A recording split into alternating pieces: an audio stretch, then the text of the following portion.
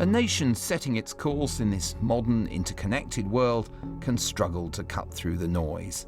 So getting agreement on the new tax arrangements for big tech is therefore something of a coup for the UK in the G7 chair. It particularly marks a change of attitude by America, which acknowledges that some of its biggest companies, its most successful companies, ought in some sense to pay more tax. And it does agree to try and do something jointly about that. Now, that's a big, big change from where we were even a couple of years ago. And so even given lots and lots of caveats, I think this is one of the biggest achievements that the G7 has done in its lifetime. So even though agreement at the G7 is critically dependent on the US, it can be trumpeted by Number 10 as a British success and contribute to Boris Johnson's attempt to redefine the national narrative away from decline. I think he thinks it's important both domestically, inside the government, inside Whitehall, inside the country at large, but I think he also thinks that has an impact globally in Europe and in the United States. He feels that you have to hold yourself in a certain way. You have to believe in your ability to affect change abroad and to impose your will to be able to do it. The launch late last month of dozens of satellites by OneWeb also plays a part in that news story that so appeals to the Prime Minister.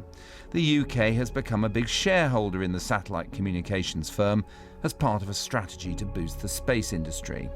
But there are discordant messages too, with the Tory revolt over foreign aid cuts.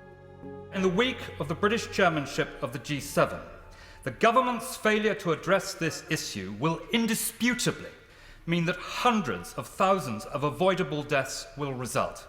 It is already attracting criticism from all round the other members of the G7.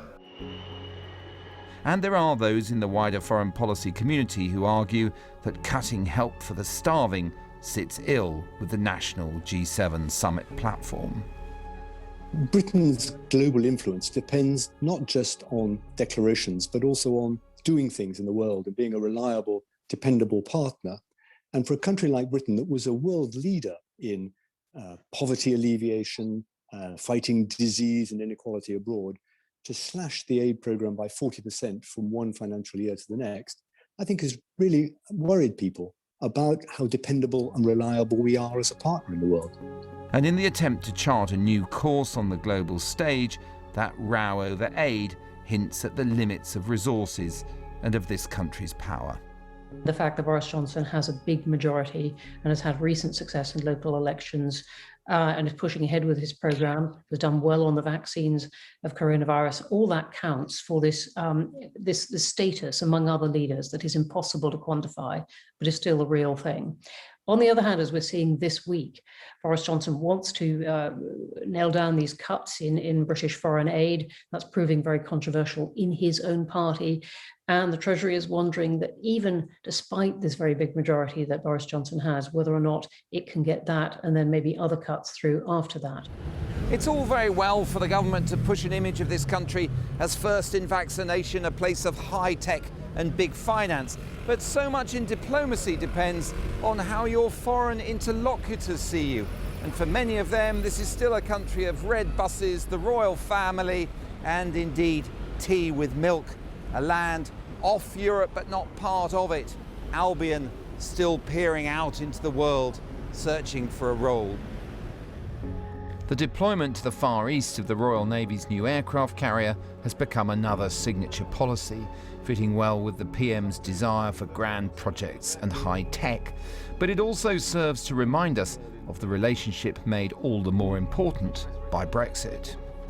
Outside of the European Union, the gravitational pull towards the US in security and foreign policy terms is absolutely stark. You can feel it, and you can see it in the government's integrated review, where we are essentially aligned now with virtually all American foreign policy. So the next few days will give the UK government its chance to articulate a new vision and hold centre stage. America's reaction in particular will be critical.